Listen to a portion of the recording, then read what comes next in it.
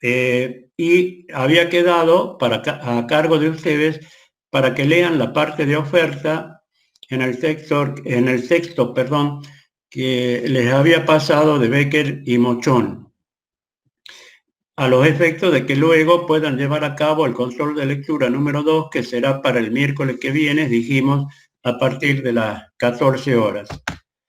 A partir de las 16. Ustedes son 3K2, ya soy confundido con las 3K1. Pero quiero tocar rápidamente oferta. ¿Qué es la oferta? La oferta nos muestra las diferentes cantidades de productos que los vendedores o productores estarían dispuestos a ofrecer en el mercado a los diferentes precios.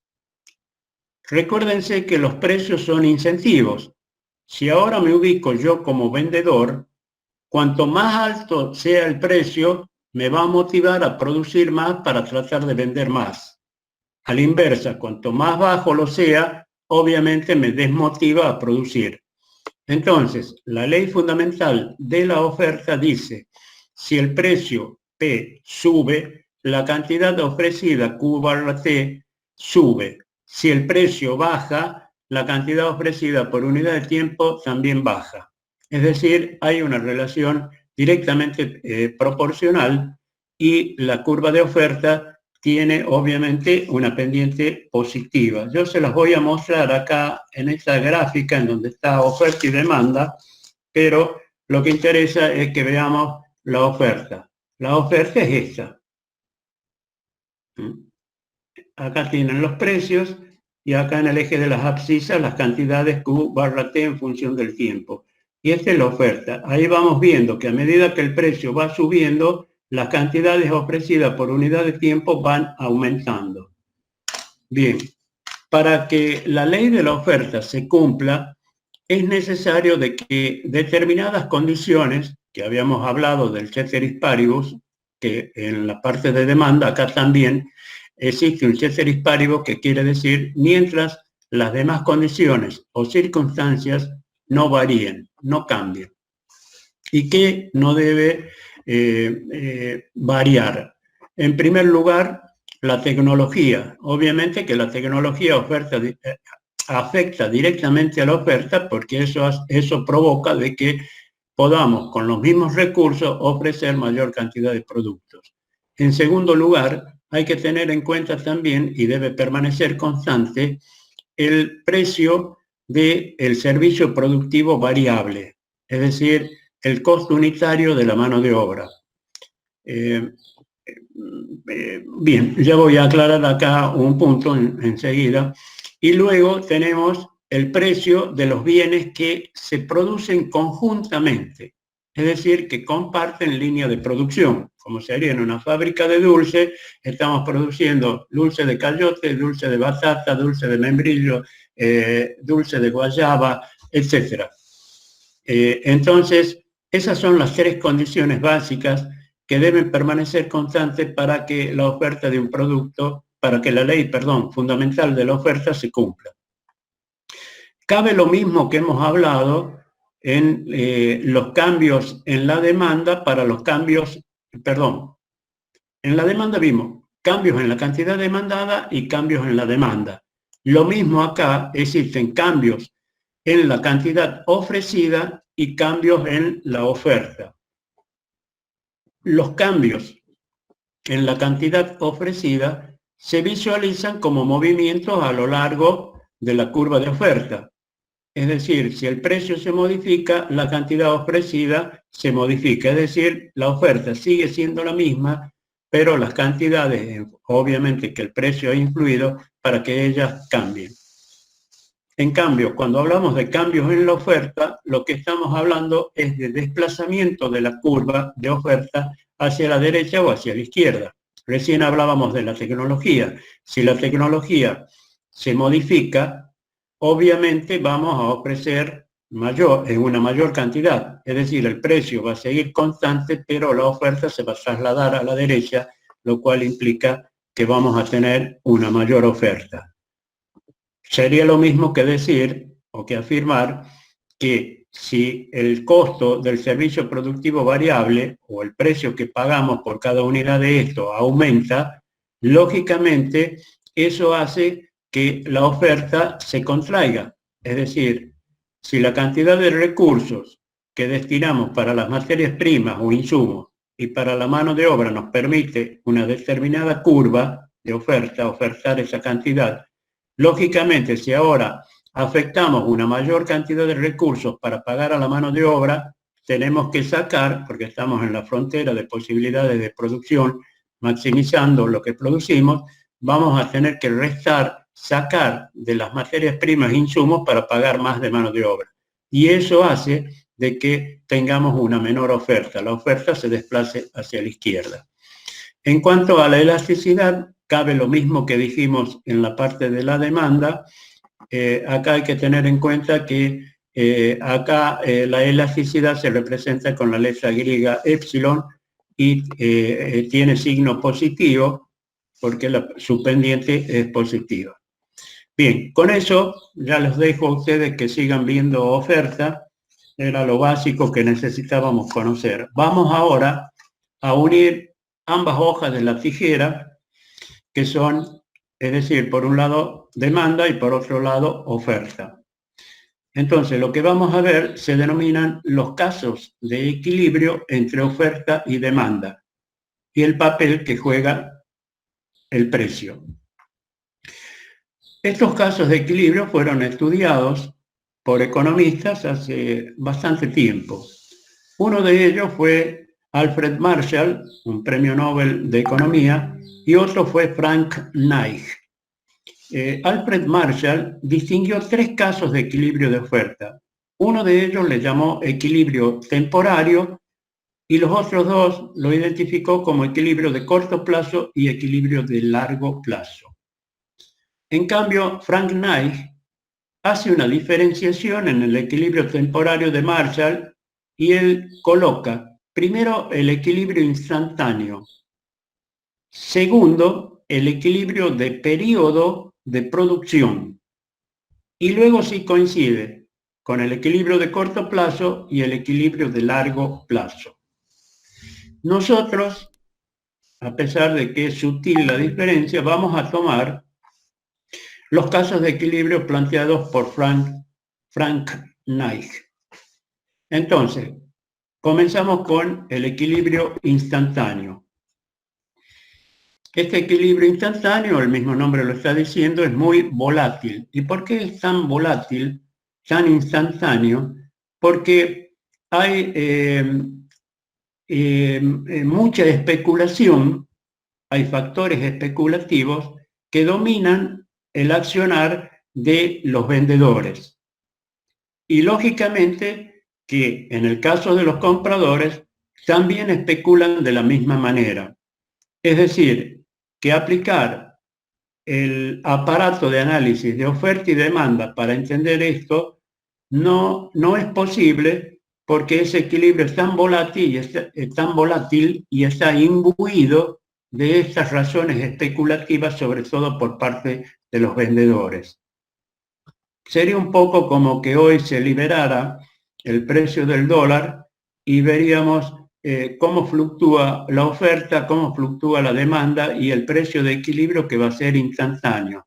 Entonces el vendedor va a estar esperando para vender en el mejor momento posible, que sea más alto el precio, y el comprador, actuará a la inversa. Bien, salimos de este primer caso, que era el equilibrio instantáneo, y entramos a ver el equilibrio que se denomina de periodo de producción. Periodo de producción. Este equilibrio es el que se da sobre todo en los productos agrícolas. No nos olvidemos o tengamos presente de que nuestra nación es dependiente de los productos agrícolas, de nuestra producción primaria. Entonces, ¿qué ocurre en este tipo de mercado? Por ejemplo, va a ocurrir esto. Tienen acá en las ordenadas los precios el origen, en las abscisas las cantidades por unidad de tiempo, Q/T, cantidades en función del tiempo, y luego tenemos la oferta. Ven que la oferta es paralela, al eje de los precios. Y acá tienen la curva de demanda. ¿Por qué es paralela al eje de los precios? Es decir, que la oferta es totalmente inelástica. Por más que el precio suba, la cantidad ofrecida va a seguir siendo lo mismo. Por ejemplo, un caso típico es el azúcar, que el azúcar que estamos consumiendo en este año 2020 corresponde a la zafra 2019, es decir, al azúcar que ha sido producido por los ingenios el año anterior. Por eso se sabe que más o menos 800.000 toneladas se destinan para abastecer al mercado interno. Entonces, el papel de la demanda y del precio es que este precio lo que hace es equilibrar a la demanda con la oferta, y lo que provoca es un racionamiento, de manera tal que el producto exista hasta la próxima cosecha. O sea que eso es lo que hace el precio, equilibrar la demanda con la oferta, garantizando que ese producto existe en el mercado hasta la próxima cosecha. Ese es el equilibrio de periodo de producción. Ahora vamos al equilibrio más interesante, que es el equilibrio de corto plazo. En el equilibrio de corto plazo, acá lo tienen, tenemos lo mismo en el eje de las ordenadas, los precios, y en el eje de las abscisas, las cantidades en función del tiempo y el origen. Trazamos la curva de oferta, acá la tienen, y luego a la curva de demanda. Entonces establecemos en la intersección está el precio de equilibrio P sub 0 y la cantidad de equilibrio Q sub 0. ¿Qué hace el precio? Este precio de equilibrio P sub 0 lo que hace es equilibrar la tasa de consumo con la tasa de producción. Es decir, la velocidad de consumo se equipara con la velocidad de producción.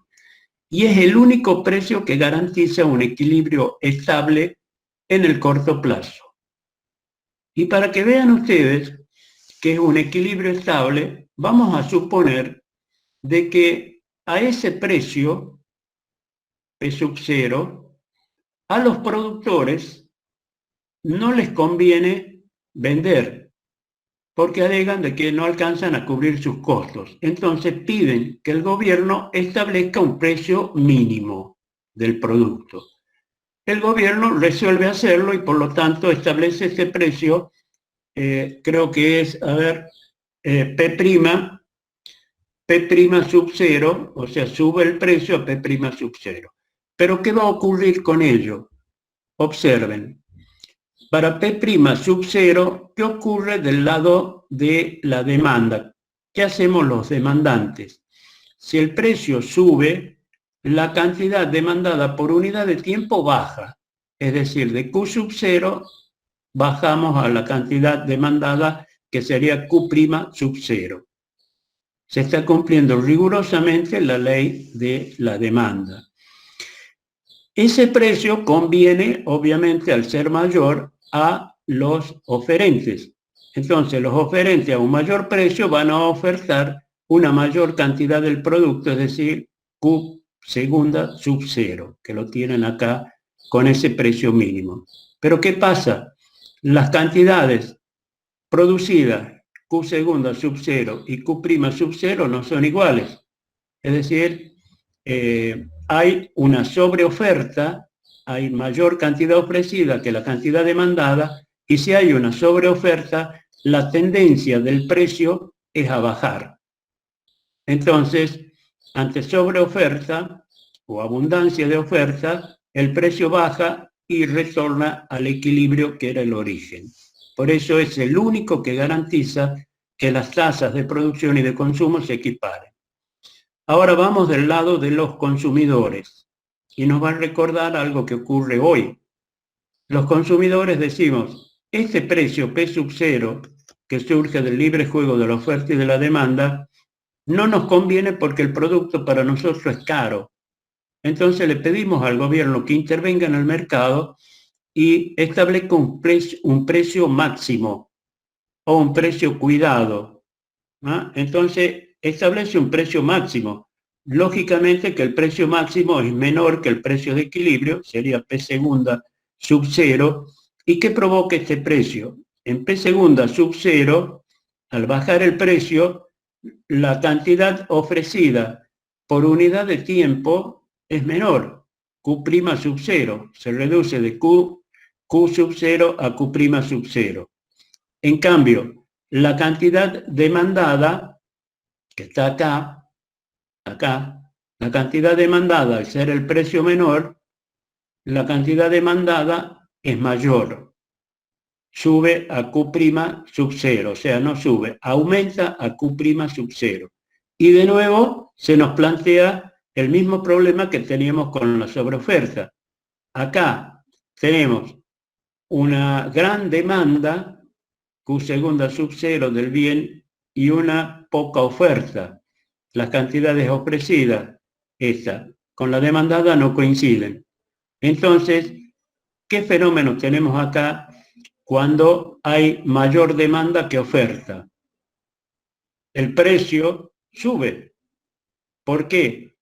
Y porque dijimos, cuando hay escasez de un bien, el mercado lo detecta e inmediatamente el precio sube, como lo muestran acá las flechas, y volvemos al equilibrio, que es el único precio de equilibrio que nos garantiza ese equilibrio estable en el corto plazo.